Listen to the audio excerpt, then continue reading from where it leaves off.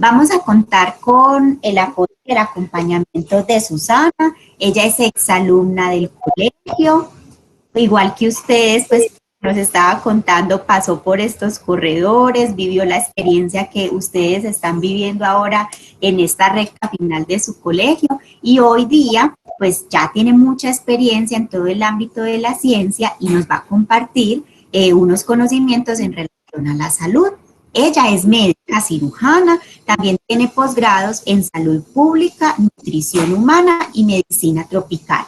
Y el día de hoy nos va a hablar sobre lo que determina nuestra salud. ¿Qué determina nuestra salud?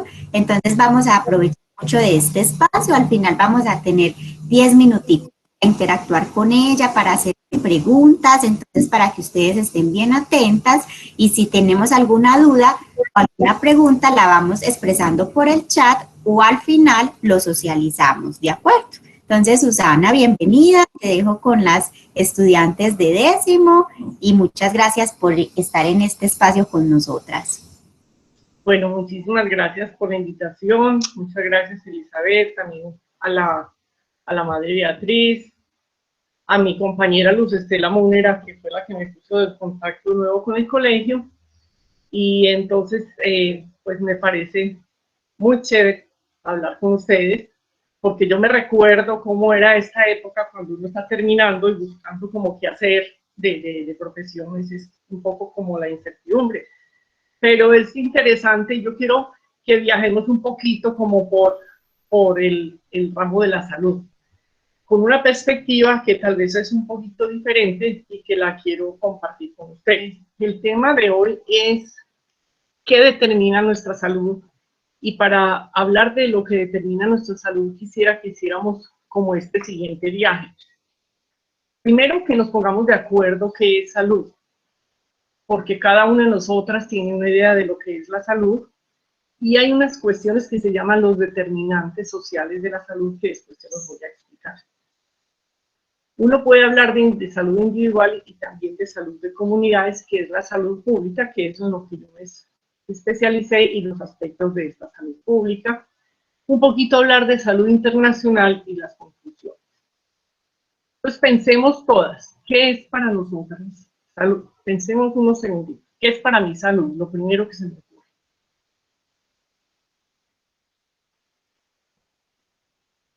Entonces, cuando hablamos de salud y uno le pregunta a la gente, entonces las personas que dicen, no, pues yo me siento bien, yo no tengo enfermedades, entonces soy sana, soy capaz de funcionar, soy capaz de trabajar, no tengo dolores, tengo una alimentación saludable. Pero es muy interesante que a veces hay gente que tiene cáncer y usted le pregunta, ¿cómo es tu salud? Y dice, mi salud está bien. Entonces, esto es un tema que uno dice, bueno, reflexionemos en realidad qué es la salud para nosotros. Pero hay una organización que se llama la Organización Mundial de la Salud, cuya sede está en Ginebra, Suiza. Y es una organización de Naciones Unidas, y en esta organización hay unos países que son miembros de esta organización, y es la que da todos los lineamientos a nivel mundial. Entonces, Colombia hace parte de la Organización Mundial de la Salud y se juntan expertos y expertas. Entonces uno va allá y le dice, bueno, vamos a discutir qué es la salud. Definamos la salud para el mundo porque cada persona tiene una idea distinta. Entonces la definición de salud que dio la Organización Mundial de la Salud a través de los años dice, bueno, salud es un estado de completo bienestar. Y uno dice, bueno, completo bienestar, ¿qué? Entonces, dice, físico, mental y social. Hace por ahí 40, 50 años era solamente físico y mental, y después le agregaron el social, por lo que después vamos a hablar. Y no solamente es la ausencia de afecciones o enfermedades, porque muchas veces en las definiciones de salud se dice, no, tengo ausencia de enfermedad, por lo tanto estoy sana, pero no, es un estado de completo bienestar físico, social y mental. Entonces yo digo, bueno, yo misma me siento sana, entonces para ahí ¿Qué hago para estar más sana? Entonces, si tengo algún problema, pues voy al cardiólogo, dermatólogo, medicina general, etcétera. Y la medicina se divide en como 50 ramitas, y entre ellas la medicina veterinaria, la odontología, medicina familiar, ahí no las puse todas, pero hay una que se llama la salud pública, perdón, y la salud pública habla de estos determinantes de la salud. Entonces, fíjense que dijimos antes que uno a veces cree que estar sano tiene que ver con no estar enfermo. Ya sabemos que no es así. Y ahí en el 10% que ustedes ven que dice los cuidados de la salud, uno piensa, bueno, si yo voy al médico, si yo me hago mis exámenes, yo estoy sana y mi salud depende de que yo vaya al médico. Eso es lo que a veces pensamos. Pero miremos en esta gráfica de qué depende mi salud. El 40% de mi salud depende del estilo de vida que yo llevo. O sea, hago ejercicio, cómo estoy comiendo, si duermo bien, etc. Es el 40%. Miren qué porcentaje tan alto. Los factores genéticos son el 30%. Sobre los factores genéticos nosotros no tenemos mucho que hacer, a menos que ya ahora con ingeniería genética y todo esto se mejore. Si yo en mi familia tengo, por ejemplo, una predisposición a un cáncer, entonces sí lo que tengo que hacer es tamizajes, tengo que ir a que me controle, tengo que llevar un estilo de vida saludable, por ejemplo, un cáncer de colon, tengo que saber qué es lo que como, yo me puedo ayudar. Y el ambiente sociocultural es el 15% y en algunas poblaciones mayores es mayor. ¿Eso qué quiere decir? No sé si ustedes han visto en las noticias. Inglaterra tiene una población mayor, o sea, mayor de 60 años, en un estado de soledad, que hay gente que no habla con nadie durante un año, que van a hacer compras, y en las compras hablan con las cajeras, y es el único momento que tienen para hablar. Entonces, allá crearon el Ministerio de la Soledad en Inglaterra. Entonces, imagínense, el ambiente sociocultural es si yo tengo amigos, si tengo una familia, si tengo gente con quien compartir. El ambiente físico también es importante. Estoy viviendo en un lugar contaminado, estoy viviendo en un lugar con aire limpio, estoy viviendo en un lugar con mucha violencia, como pasa en muchos de nuestros barrios. En muchos de nuestros barrios la gente tiene esta violencia tan tenaz que a veces pues, se tienen que encerrar, y no solamente pasa aquí, pasa en Estados Unidos. Yo tengo una hija que vive en Chicago y también hay barrios que son así, que es absolutamente violento. Y el otro, el 10%, es el cuidado de la salud. Eso tiene que ver con nuestro sistema de salud, que algún día vamos a hablar cómo es nuestro sistema de la salud y por qué es tan importante y los logros que hemos tenido en Colombia. Yo solamente les voy a decir una cosa. ¿Qué porcentaje creen ustedes que en Colombia están asegurados a la seguridad social en salud? ¿Qué porcentaje de las personas? Y si quiere, ¿y qué porcentaje están en Estados Unidos? Aquí es mucho más alto. Aquí tenemos 98% de la población asegurados a la seguridad social. Entonces, como les decía, la medicina y una de las ramas de la medicina es la salud pública. Entonces uno dice, bueno, ¿y esto qué es salud pública? Entonces, la salud pública, ya pasamos qué es la salud, vamos a hablar un poquito qué es la salud pública. La salud pública es una ciencia que trabaja para, en realidad, mejorar y proteger la salud de la población. Esta salud pública promueve los estilos de vida saludables. Por ejemplo, vemos campañas que dicen, no, coma mejor, no coma tanto azúcar, no toman tantas gaseosas porque eso tiene mucho azúcar.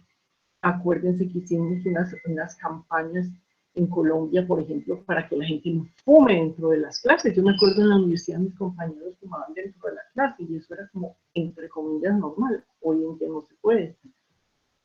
También investiga sobre enfermedades y prevención de lesiones.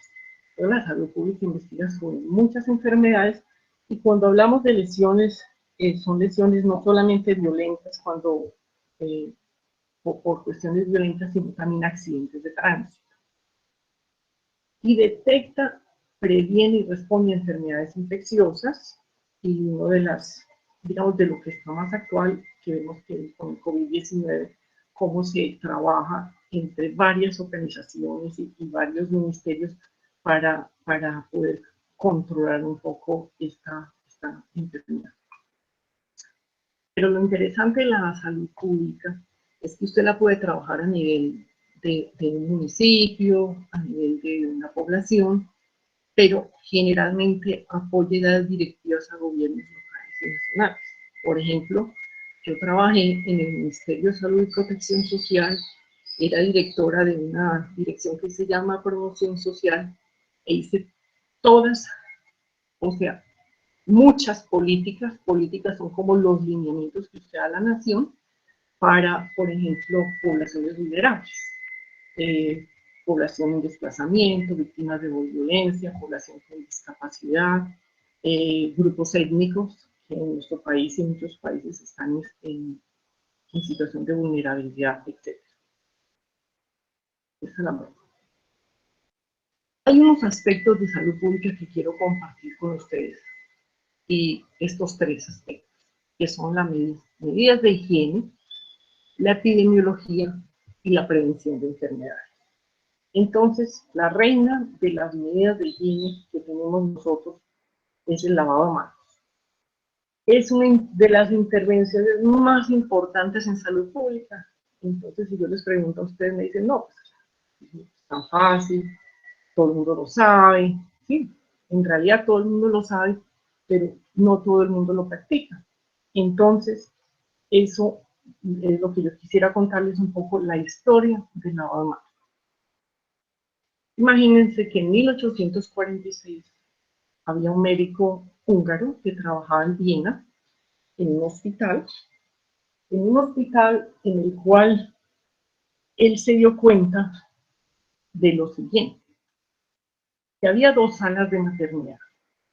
La de la izquierda, en el que estaban unas mujeres que atendían los partos, que eran las parteras. Y en el de la derecha estaban los médicos, en esa época, acuérdense, solo había médicos hombres, y los estudiantes de medicina, señores, ayudados pues por enfermeras. Entonces él se dio cuenta de esto y dijo, pero qué caso tan raro. Empezó a contar la cantidad de muertes que había de una enfermedad que se llama la enfermedad puerperal, que solamente existe cuando las mujeres vienen a los hospitales. Resulta que estos médicos, digamos, terminaban una cirugía y se iban inmediatamente, tal como estaban vestidos, con sangre, con todo, se iban a atender un parto.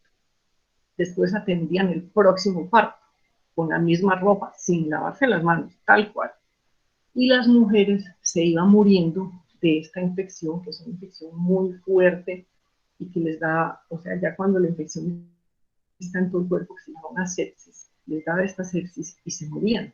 Imagínense, no es que solamente se mueran las mujeres, sino el impacto social de la muerte de una mamá cuando tiene tantos hijos, que en esa época los hijos que hacían, se los llevaban a orfanatos y se acababa la familia.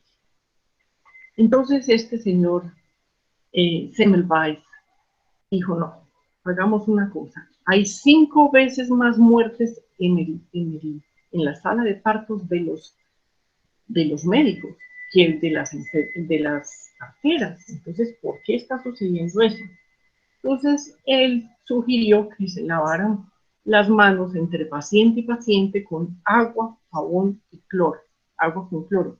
Pero el agua con cloro era porque eso olía muy feo. Entonces dijo, no, que no huela esto tan feo. Pues eso, toda la sangre revuelta con todo, eso olía terrible. Pero estamos hablando que en 1846 nadie sabía de gérmenes, ni de virus, ni de bacterias, eso no se sabía. Él se le ocurrió eso porque dijo, no, pues esto tan poco higiénico. Entonces les dijo que se lavaran con agua, jabón y cloro. Resulta que al lavarse con agua, jabón y cloro, se bajó muchísimo la mortalidad de estas mujeres. Entonces él decidió decirle a todos los que trabajaban con él, bueno, por favor, a lavarse las manos. Resulta que, ¿quién se opuso a él? Pues los obstetras, los que atendían los partos, porque él casi que los culpó de que las mujeres se morían, pues porque no tenían condiciones higiénicas adecuadas, y tuvo mucha resistencia, y fue después, ya 30 años después, que Louis Pasteur, que yo creo que ustedes saben quién es un médico que hizo desarrolló la vacuna en la rabia, etcétera, identifica la bacteria. Esos punticos rojos que ven ahí son las bacterias, que es de un género que se llama Streptococcus. Entonces, claro, si una mujer tenía Streptococcus, se lo pasaban a otra, se lo pasaban a otra, y se iba moviendo, porque acordémonos que los antibióticos no existían. Los antibióticos son por ahí de los años 1940 en adelante, después de la Segunda Guerra Mundial.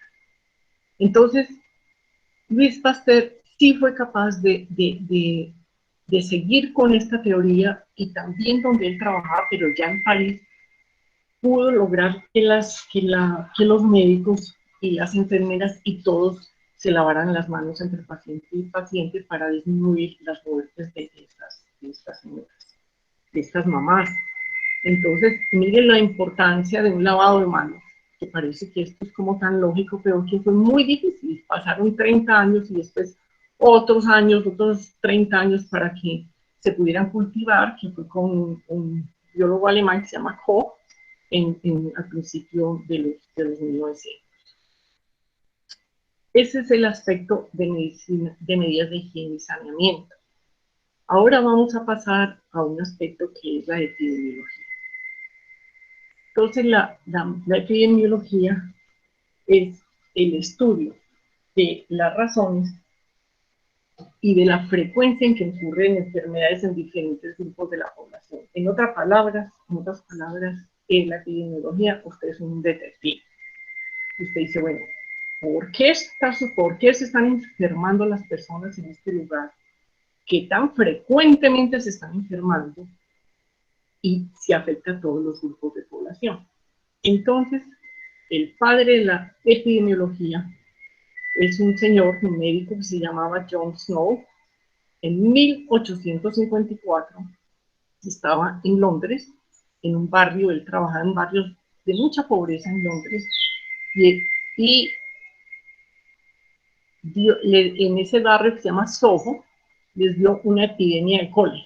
La cólera es también una bacteria, y a la persona que le da diarrea hasta que se muere. Acuérdense que en 1854 pues no había antibióticos. Ahora también hay cólera en muchos países del África. Hay a veces como epidemias de cólera, pero ya hay como antibióticos, pero sin embargo hay mucha mortalidad. En esa época en Londres se murieron como 10.000 personas, y esas epidemias se pasaban, ya se vuelven pandemias, se vuelven de muchos países, se pasaban de un país a otro. Entonces era pues, la gente se moría. Entonces él dijo, pero bueno, voy a investigar qué es lo que pasa por qué se está muriendo tanto. Se fue casa por casa con algunos ayudantes que tenía a preguntar. Decía, bueno, ¿cuántas personas se murieron aquí? ¿Cuántas personas se enfermaron y no se murieron? Y como resultado de esto, logró hacer ese mapita que vemos ahí a la derecha. Los puntos rojos indican las muertes, cuántas personas se murieron. Pero resulta que si ustedes ven los punticos más grandes, se dan cuenta que ahí se morían más personas, y mientras los punticos más pequeñitos eran menos personas que se morían. Esa observación le hizo concluir que en realidad en el centro, donde ustedes ven una confluencia de punticos rojos,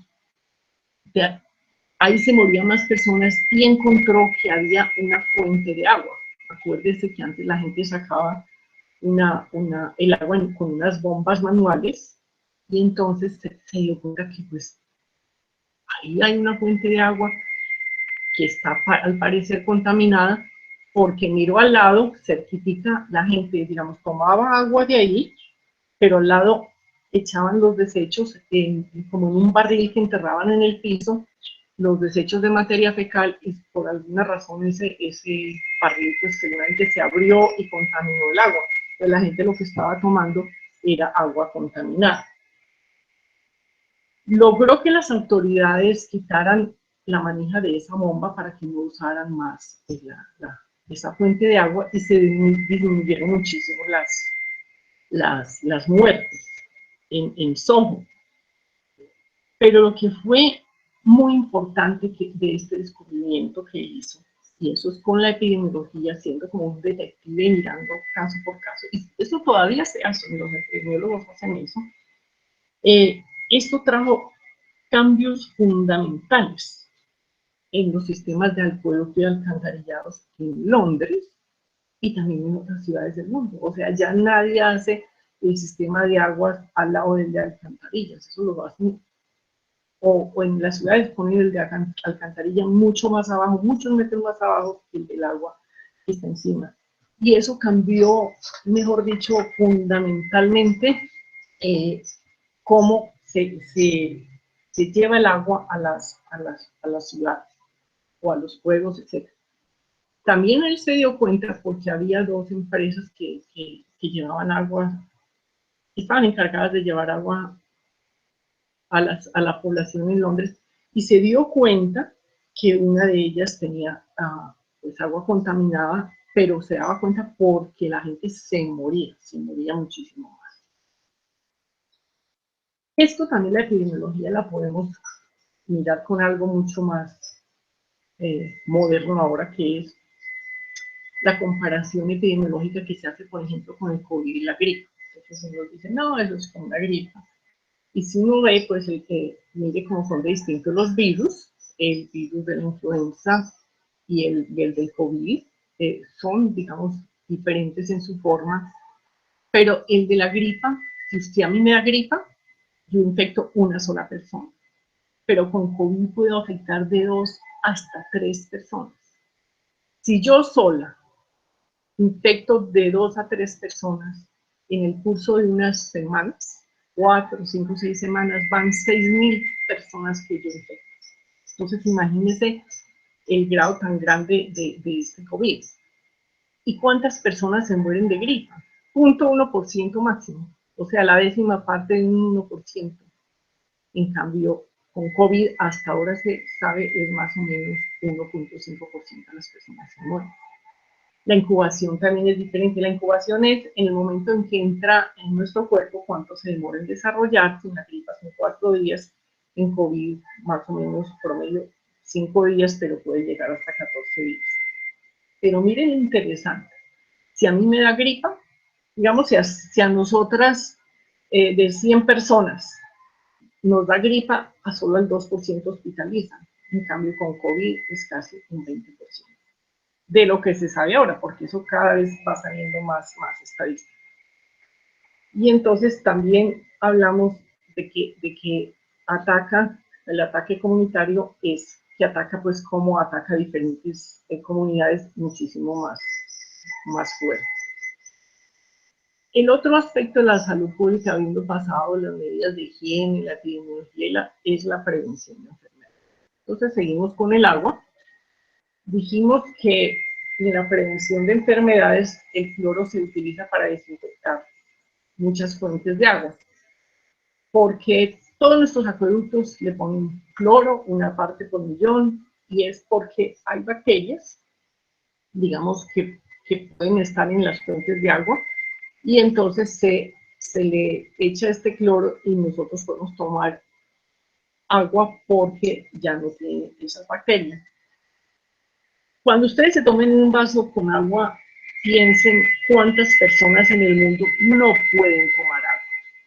Agua segura, muchas personas en nuestras zonas rurales, en muchos países como el África, y una de las primeras causas de muerte que había antes, ahora es la octava causa a nivel mundial, era la diarrea de los niños que se morían pues, por diarrea y deshidratados. Pero hay una cosa muy interesante.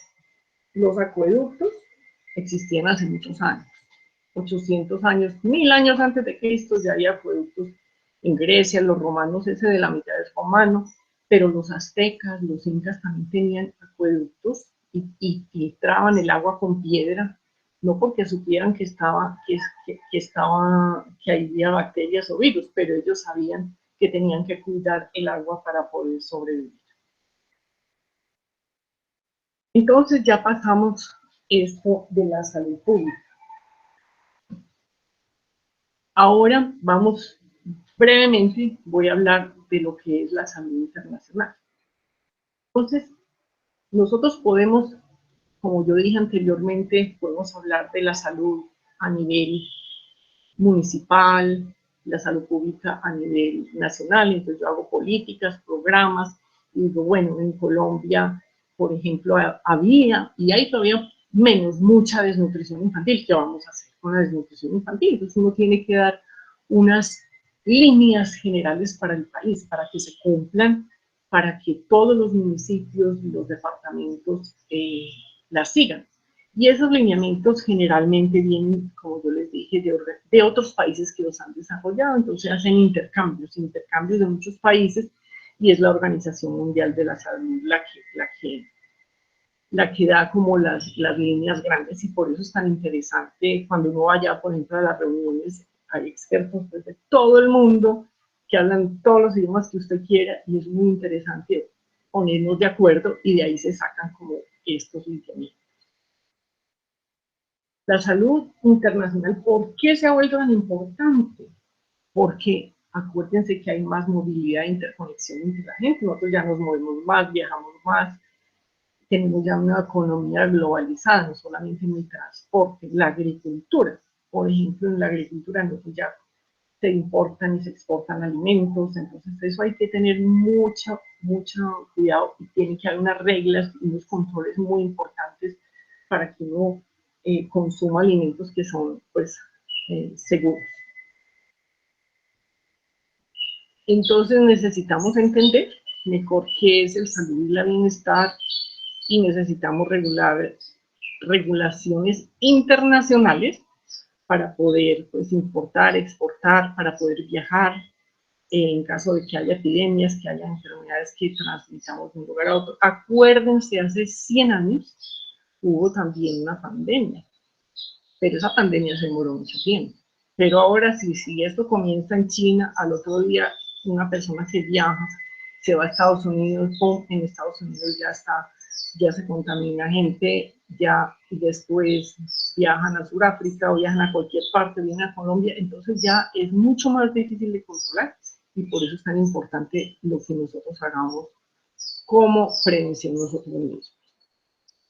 Como conclusión, como dije antes, tenemos una capacidad muy limitada de controlar nuestra salud personal. Nosotros creíamos, o muchas veces creemos, que la salud personal depende solamente de nuestro estilo de vida, que está bien, pero muchos creen que es del cuidado de salud y del sistema de salud, el médico, ¿no? Y ese es el 10%.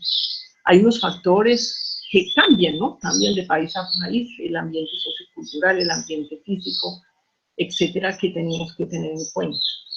Y también sabemos que las intervenciones médicas no son suficientes para resolver los problemas de salud pública. Ya lo vimos, o sea, esto no es suficiente, sino que tiene que ver con todas las ramas, con la economía, con la ingeniería, con la agricultura, con todas las ramas de, digamos, del saber y de las diferentes profesiones. Y por eso la salud pública es un poco más difícil, porque poner de acuerdo a todo el mundo requiere muchísimo más esfuerzo que si no fuera tan interinstitucional. Entonces la solución es que se necesita el esfuerzo colectivo de muchas disciplinas, que es lo difícil, pero también es lo bonito, es muy interesante, porque tienes que aprender de otras cosas, de educación, tienes que aprender de muchas, de economía, qué está pasando, etc. Y ahí es cuando nosotros comenzamos esta conversación global sobre la salud. Ya esta no tiene vuelta atrás, porque ya todos estamos globalizados. Otra conclusión que quiero decirles es, acuérdense que es la Organización Mundial de la Salud, que es la que dirige a los países miembros de Naciones Unidas en respuestas a salud globales, pero también apoya a los países miembros. Y esta parte, pues que no podemos entrar en esta conversación esta vez, pero que hay unos determinantes sociales de la salud. Nuestra salud depende también de de la cultura, del ambiente urbano, del contexto socioeconómico y político, de la educación, del trabajo, del ingreso, de que si somos hombres o mujeres, que si pertenecemos a un grupo étnico, y cuáles son las circunstancias de nuestros servicios de salud, porque sabemos que en zonas, en Colombia, en zonas urbanas, el servicio de salud es mejor, en zonas rurales no es tan bueno, y cómo logramos hacer una salud que sea equitativa, ¿sí? Una salud que no discrimine y a la cual tenga acceso toda la población. Eso es un reto muy grande. Básicamente, este era como el brochazo de presentación, como para que entendamos que la salud es un poquito más complicada que pensar en nosotros mismos y que depende de, como dije antes, de toda esta regla de intersectorialidad que la hace más difícil y que la hace muy interesante. Muchas gracias.